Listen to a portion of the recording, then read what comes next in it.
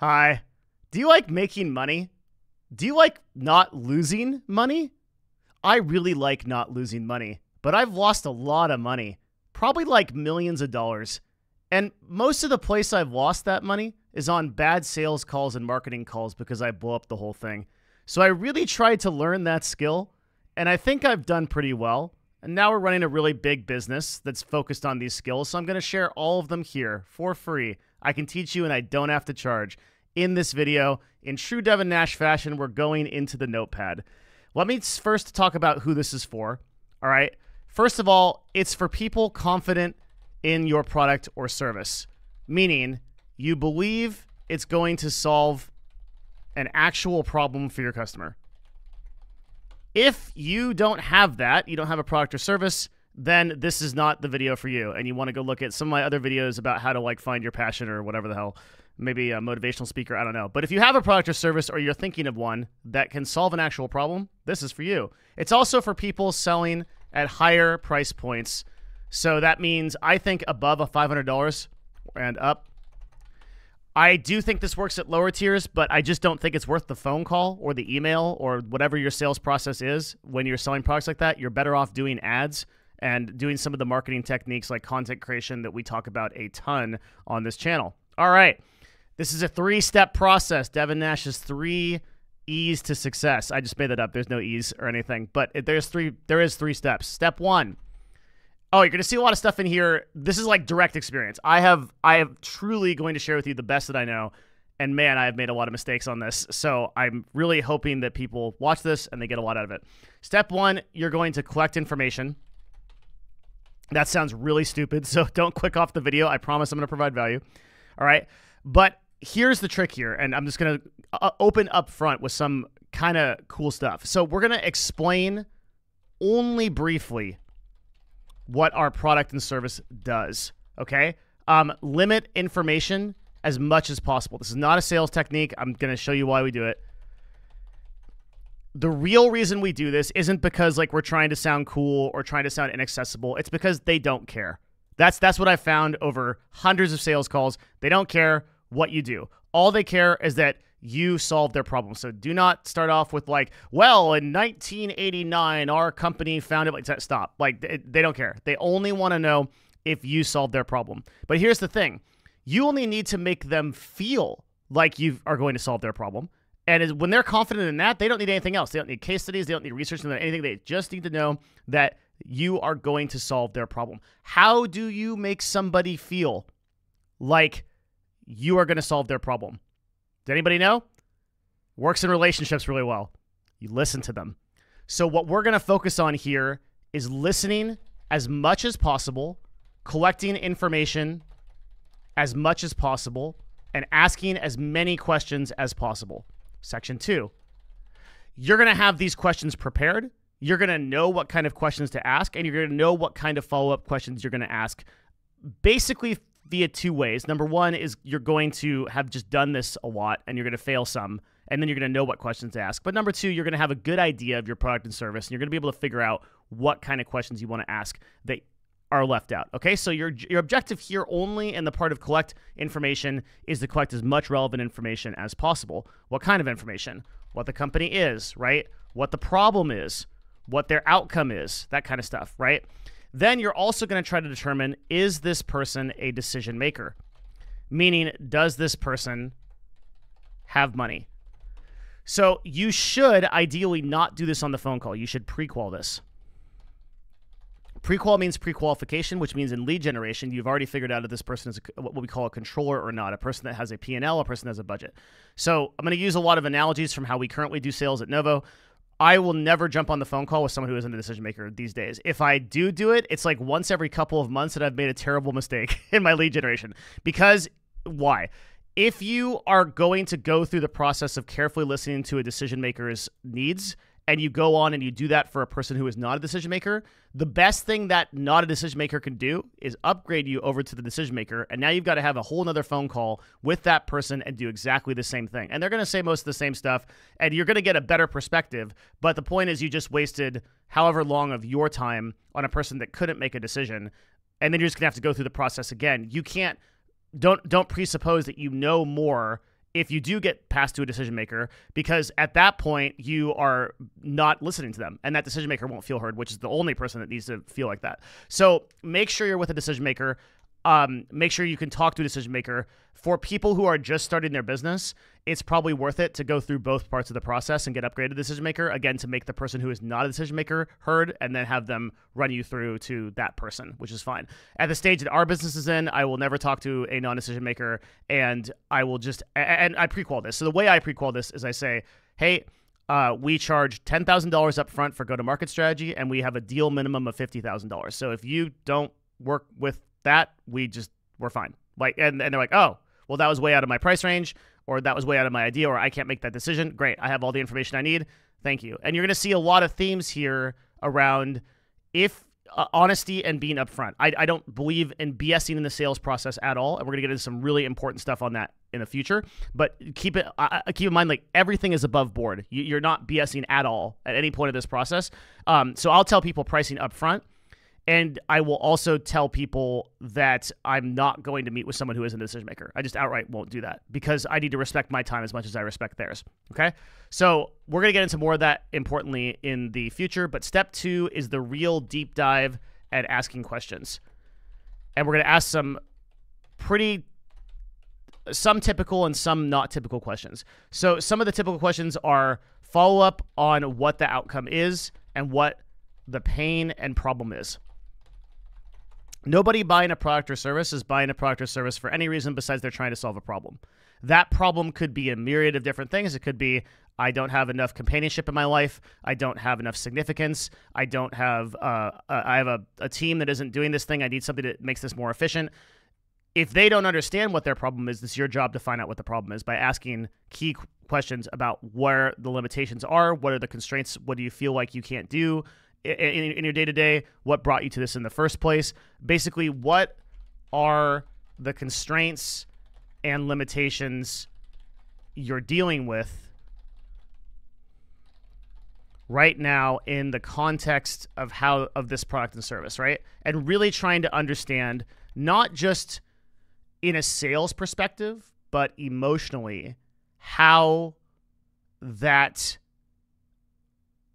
problem exists for them in their day-to-day. So they're living as another human being every single day, and ideally you want to find a problem that you can solve that is actually bothering them every day in some meaningful way, or bothering their team or bothering their company. And it's an ongoing problem that they haven't yet found a solution to.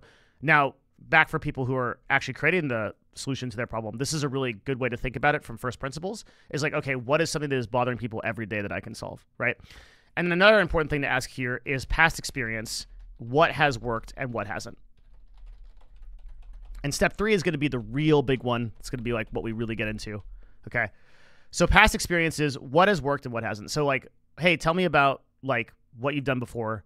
Why hasn't it worked? Where do you think those limitations are? And then from here, you're going to create a list of important questions you need to know, with the goal of being totally equipped to run this service or activate this product by the end of this. Now, again, you want to answer any questions that they ask you, but what you'll find after doing hundreds of these sales calls is that most of the time people just don't ask questions and they don't actually care about what you do. This is going to be really weird to somebody that like hasn't been on a lot of sales calls, but the step 3 that I'm going to share, and this is kind of like the mind blower for me, is you're going to sell through the deal as if the deal is already sold. So this is like my big value for this video, and this is how over a lot of time, and again, losing a lot of money legitimately, I've realized how I need to do sales. You're going to sell through the deal. So the deal is already sold. When you get on the phone with me, I'm already assuming, so again, I've pre-qualified, right? I know that you have the budget. And so in reality, that person is making a decision.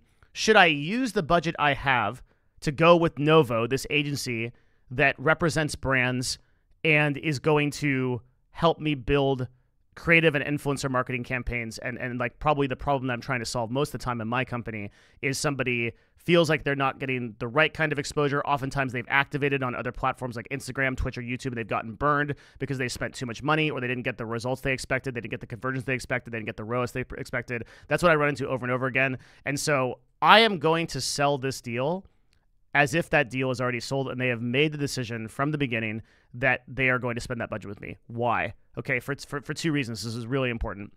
So reason number one, if I can't provide the solution that they're looking for, I sell them out of the deal.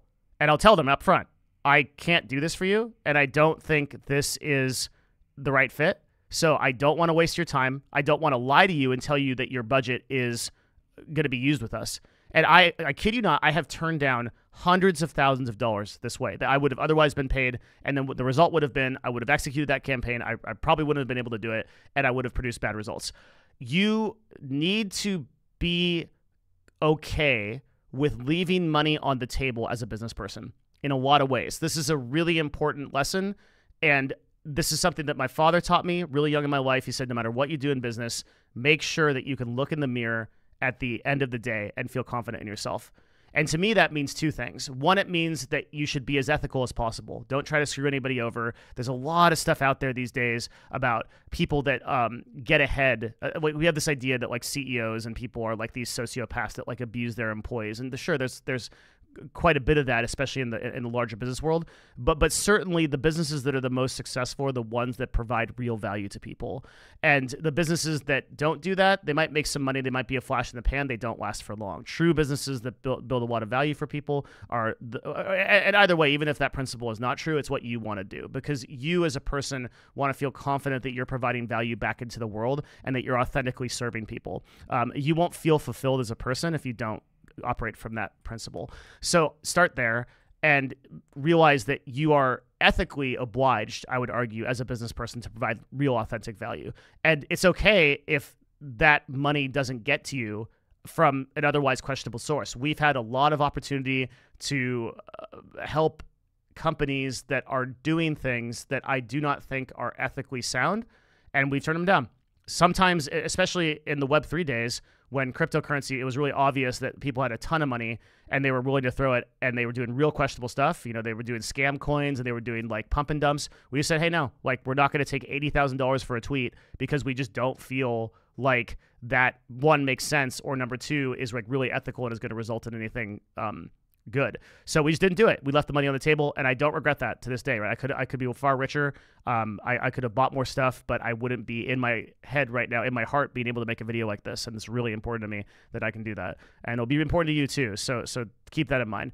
And then reason number two is because if you legitimately can't solve their problem, reason number two of why you sell through the deal, then you just tell them, right? Like so we recently had a company come to us and say, hey, we have a bunch of events we want to plan, and we can do that. We've done a lot of event planning. I have a bunch of experience in esports with that, and so does my co-founder. We can build those events, but that's not really what we do. Like what we really do is we create awesome campaigns for brands, and we take ad budget and we make it way more effective than spending it anywhere else. So we could have done that deal, but we outright just told them like it doesn't make sense for us to do this deal because the amount of time that it would spend for us to do this, it just doesn't add up. And that was a difficult conversation to have, but we legitimately couldn't solve their problem. So we didn't, right? And you'll be tempted sometimes to take money from people thinking that you can solve their problem, but you need to be really introspective and honest with yourself. And don't worry. You might feel like you're turning down a lot of money, and money is like one of those things that when you don't have it, it just feels like it's all there is. But when you start to figure out that the formula to it and realize that anybody can like make money, you start to realize that a lot of the values that like what money is supposed to represent come to like, are you providing an authentic like service or product? Are you like really trying to like solve a problem, and can you solve that problem? It's like really simple stuff that you can like start to duplicate. So I always sell through deals. If I can't do the solution, I leave, period. And if possible, I recommend them to a competitor that can. And I turn down the money. Now, that I want to just like structure that if you understand what I just said, you now understand that you have an incredible advantage in the rest of the sale. Because now, if you have identified that you can do the solution and you can solve their problem, and you don't need to recommend it out, and like you're the person that can solve this, well, now 100%, the deal's done. Like, it's up to this person. Like, in my mind, legitimately, this person is just straight up dumb. I hope someone isn't on a sales call later with me and is like, I watched this video and I'm like, oh man, that happens a lot. But like, you're dumb if you don't take. I can legitimately solve your problem. Like, I'm literally going to solve your problem, and I'm probably going to solve it better than like anybody, because I'm not going to do the deal if I don't think so. And if you come from that place of confidence, I know that to be true, right? Like, I know it to be true. I don't because you don't stay in a deal unless you know you can solve it. You don't care, right? Like, your value system is such that you are either going to provide value to that person authentically, or you're going to peace out. And if you come from that place, oh man, like at that point, they're the idiot that doesn't do the deal. And so I love being in that position in sales. And I think what I tried to do earlier in my career, and I also used to hire sales teams. I hired 2 sales teams. One was for this company here at Novo. One was for my past company at CLG Esports, and I failed both times. Both times, I don't think I built successful sales teams. And I realized that not only did I myself not do this, or do this, I guess this is the mistake I did make, but I also I also taught the people that I was building up in the sales teams to do this as well. And that was like, that you need to sell a deal based on like all of your merit, all of the stuff you've accomplished, all your success stories, your case studies. We would send all these case studies of stuff that we did in the past. We'd have decks prepared. We'd have PDFs. We'd have everything that was just like all the stuff that we've accomplished. And you know what? Nobody cared. Nobody cared. Nobody asked for it. Nobody cared. They only cared that they were listened to and that we solved their problem. I probably haven't sent a deck or a case study along with a successful deal in like months. And like our deal value is like regularly above $170,000. I think that's our average right now. It's like we do about $170,000 or more per deal. And all those are sold without a single case study. You might be like, well, like, how can that be? Like how is that possible? That it's because we authentically listen to the people, and again, we have a high moral code that says if we can't do the solution, we leave. And we come from that place of absolute confidence that we can sell the deal. Now, I'm going to give you some techniques that you can use if you do get pushback, but it just doesn't happen. Like that confidence level combined with a true and authentic understanding of what their problem is. And I do a lot of mirroring, and I make sure to read back and take notes during the phone call of what they're talking about, so that they and I completely understand what their problem is and the solution. I can't stress enough how little I'm talking about my business, my process, my employees. All that comes later. So we will do an onboarding call when all the contracts are signed and everything, that goes through like what is going to happen. But generally, the brand doesn't know how the process is going to be executed until all the deals are signed and the money is transferred. We take all of our money up front. We take all of our budget up front because we need to, because we're paying creators a lot of the time, or we're paying for events or things like that. So we need that money. So oftentimes the bank account, the bank transfer, the ACH is done, and they don't even know how it's going to be done. Because you might think in your head that that's important, but all that is important is that the company understands that you can solve their problem, and then to some extent that you are authentic and credible. And authenticity and credibility is to some extent a whole nother video, but it's actually easier to build than a lot of people think. I mean, authenticity can just be a website. It can be verified payment. It can be a verification mark on Twitter, which these days is $8 a month. It could be all kinds of different things that I use a lot of content marketing to establish authority. But also we've just been in the space for a long time, so we have the advantage of just like I literally mean by credibility, I literally mean you're not going to just steal their money. Because that is a concern, right? Like the brand wants to know that they can trust you. But I think that if you've really listened to them and you've asked a lot of questions, you need to understand that you demonstrate your professionality in the questions that you ask and in active listening. That makes you more of a professional than any case study you can ever share. And you might be you need to drop everything and every idea you have of ego in this. Your ego only exists and you are confident you can sell the deal. And if you're not confident in that, you drop it. Ego has no place in sales. And it's funny because ego shows up more than anywhere else in sales. I see ego all the time with salespeople, and they're pounding the pavement, telling people all their features and benefits, but they're just playing a game of numbers. And eventually, if you knock on enough doors selling vacuum cleaners, somebody will say yes. But that's not really the game I want to play. I want to play a high-value, high-stakes game where I get a few choice clients that I know I can solve their problem for that are going to be ecstatic with the results. And then my work is done for me. I don't even really have to do any, like you might go out there and look at Novo and say, oh, well, they do no active ads. This guy does YouTube videos, but he's not really trying to sell anybody anything. Like, he has a Patreon, but that's just because he was doing a Twitch subscription. He wants to put videos somewhere that he can't put on his YouTube. And you look at me and you'll be like, oh, this guy has no active marketing. And yet we onboard clients like crazy. How? Because all of our clientele are word of mouth. Because if I do a good job for someone, I will tell them a J. Abram marketing concept, which is like, it's called +1. Hey, if I've done a great service for you here, can you recommend me to one person that has this problem that I can solve that for? And bam, you'll have more clients that you know what to do with if you're doing a good job, okay? So I do want to talk about what happens if you run into resistance, because some people are going to say this is too good to be true. What do you do if somebody is like, oh, like, well, I don't agree with this deal being sold. I'm on the fence. We're going to talk about that now. But first, the secret call-out section. That's right. It is 2123, my friends. 2123 is the secret call-out, meaning post a comment in the YouTube comments down below and let me know you're still here, that you're interested in deep dive business stuff.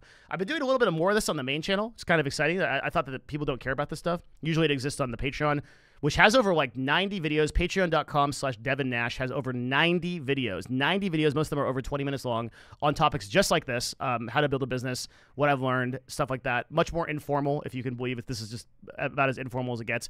But for $5 you go over there and do that. And then I have a Discord, discord.gd/Devin. It's totally free. A lot of discussions going on there all the time about stuff like this, and particularly in content marketing. If you're in content creation, you want to join that. So discord.gg/Devin and patreon.com/Devin Nash. Other than that, I have nothing to sell you. These videos will always be free. I'm not selling you a product or course or anything like that. Just enjoy the content. And thank you for considering subscribing and being here. All right. So we talked about a lot of important stuff in the process. During step 3, you might come into resistance. Let me kind of talk about what I mean where resistance will show up and what I mean by selling through the deal. You're ending this phone call with like your next step. So like in our case, we're ending this phone call and I'm sending contracts over. Like it's the first phone call I had with them, but I'm not doing like some people have like a 3-step sales process or a 5-step sales process. No, like I'm going to send you contracts. So what happens if they're like, wait, like I'm not sold on this deal. I'm not sure. Well, this is when your guarantees come in. So guarantees are something you should have all the time in all of the products and services that you sell. So for example, I do consulting. So consulting is in every YouTube link down below, and my consulting is $400 an hour. It's no BS, but it's 100% money back guarantee. So you can book on Calendly, you could abuse my time, and you could get a full hour for free, and then you could click the button and return, no questions asked, all your money, okay? I have that confidence that I'm going to provide that service for you for that $400, and I'll guarantee it 100%. Every product and service that I have ever done has a 100% money back guarantee. In the agency world, it's a little bit harder to do. So we can work out things like percentage of ad spend, or like our cut gets refunded, things like that. That are basically the equivalent of 100% money back guarantees, but obviously like we can't pay them back for their ad spend that they spent with us. That'd be kind of like insane, right? But I've run into some ad agencies that do that, and I respect that a lot. But when you run into resistance, that's when you're throwing the guarantees. Like, okay, so like someone says, yo, like I hear you out. I'm not too sure on this. Maybe I need to think about it for a while. I say, look, I totally get it. If you want to move forward with us, look, if it doesn't work out, 100%, I give you back everything that you invested, no questions asked. Say you're selling a consulting call or something like that. Hey, no problem. Do the hour with me. At the end of it, I'll send you a link. If you think that it was worth your time, then like don't do anything with it. But if you don't think it was worth your time, click a button and it will be refunded through PayPal. Make it as easy for them as possible. A lot of people do stuff like they'll do like, okay, well, you've got to submit a written voucher, and the written voucher goes through physical mail, and then somebody will review this and refund you within like 6 months, and it's got to be filled out. Like, no, none of that BS. Give them a very easy out and trust human beings to do the right thing.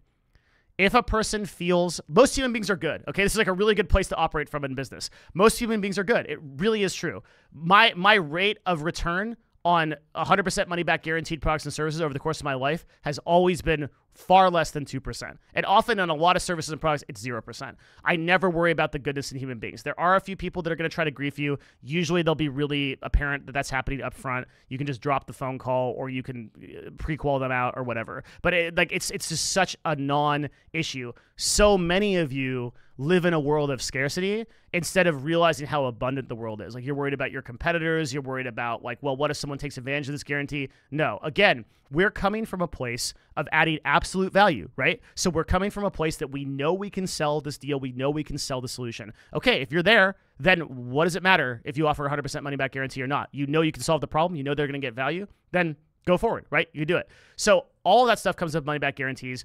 That is usually enough to push somebody over the edge into the sale that was like the slightest bit doubtful about it. But again, if you are encountering resistance, it's most likely because you didn't listen properly. It's most likely because you didn't make them feel and ask the right questions that made them feel like they were being heard. And by the way, you want to know the funny thing? This is like a Christopher Nolan movie. Like, okay, this entire thing has, like, this entire video, okay, also applies to relationships. Like, you're welcome. I just also gave you a free crash course in how to talk to women and men, okay? Like, everything here applies. You're actively listening. You're really making them feel heard. Like, if there's any resistance, you're providing a guarantee, all right? Like, well, hey, I'll take you out to dinner, and if you don't like it, I'll pay for everything, okay? You should probably pay for everything anyway, but you know what I mean, right? You come up with something. All of it applies, okay? Just for fun, right? It's all true. Active listening is so important, and it is a skill that is just in such short supply in today's world. Like, nobody wants to listen. Everybody wants to talk about their hustle. Everybody wants to talk about their game plan. You can literally assess the success of a sales call by the percentage which you have listened versus you have talked. And if I get off a sales call and I realize I've talked over 50% of the time, I messed up. And I'm like if I've talked over 30% of the time, I probably messed up, right? When you're asking questions and actively listening, you'll be so surprised how often people are just legitimately enchanted by you and respect you when you didn't really do anything at all. Like, it's pretty amazing how it works. So give it a shot. And I'm gonna say you're gonna fail for sure. Part of sales, and I if you go into my Patreon videos, I talk a lot about sales, and I talk a lot about failing at sales. Everyone is gonna fail at sales a lot. Just even if you've like read everything and taken a lot of notes on this, I might save you some time. But a lot of people are going to fail at sales a lot. And you just need to be ready for that, because part of failure in sales is educating you for the direct experience of being able to sell better. And it's just like part of the game. And the other thing I can say is that, like, I think that everybody should learn sales, like literally everybody. Like, doesn't matter if you're in a job, doesn't matter, like, whatever. Like, sales is just one of those things, like marketing, right? Marketing is an aspect of sales. I think that sales is under the marketing umbrella, although it's typically separated at companies. Like, I think it's a similar thing. You're trying to get product to people. Sales is generally considered the direct way to do it. Marketing is considered the indirect way. You need to learn sales because you're going to be selling your entire life, whether it be through product and services, whether it be through convincing somebody to do something, whether it be getting your wife to go to your favorite restaurant instead of somewhere else, right? Whatever it is, like, you've got to be able to know how to sell. And a lot of that comes down to active listening. I don't think that is pushed enough in, like, sales education. I think that sales education is largely about, like, have your list of features and benefits, slam them down their throat, make sure that they understand it. Like, don't let them out of the phone call, follow up like a crazy person. I just think that using these techniques is not only much more ethical, but also will convert you better and higher, and will encourage you to build more custom experiences at higher price points. Because at the price points that I work at, I really like what I do because I'm able to actually make a noticeable impact with every single campaign that I run. And then the last thing I'll say is make sure that you have SOPs, which are standard operating procedures, in place. So none of this works unless you know what you're doing, right? So you need to be able to lead them down the path of what's next. And this is actually a really big part of selling through a deal, which is, okay, after the phone call, they get 2 contracts from us, right? Like that's the next step. And then there's standard operating procedures for everything. There's an onboarding call. It takes a certain amount of time. We ask a certain amount of questions to understand the brand. We have a sheet. I could go through like the whole thing here. It doesn't matter. But the point is that every step of that process is understood. They should feel like they are in a very warm hug. Okay. Once they, not in a weird way, but once they come into your business, they are embraced in your process. And every step of the way is understood and is executed and has been executed before. You do not want them to feel like they are falling through the void and they have no idea what happens next. You need to understand this process, and then you can convey that to them. So you need to build your standard operating procedures out, and we cover a lot of that kind of stuff, like how to build SOPs and stuff like that on Patreon. It's beyond the scope of this video, okay? So that is what I would recommend. I hope that I think this video ended up being really good. I think that it actually conveyed a lot of cool stuff that isn't just about sales and maybe applies to a lot of real life stuff as well, which are my favorite videos to make. But let me know. Tell me in the comment section down below if this was useful and if you want me to keep posting business stuff like this up here. Again, it's been a fairly new development. I normally just post this stuff on Patreon because I figure the wide audience is more interested in like, what did this content creator say? But if you like this stuff, hey, you're still here at 31 minutes. Let me know, okay? Thank you, everybody. I really hope this has been useful to you. That's why I make these videos, and I'll see you again next time. Bye.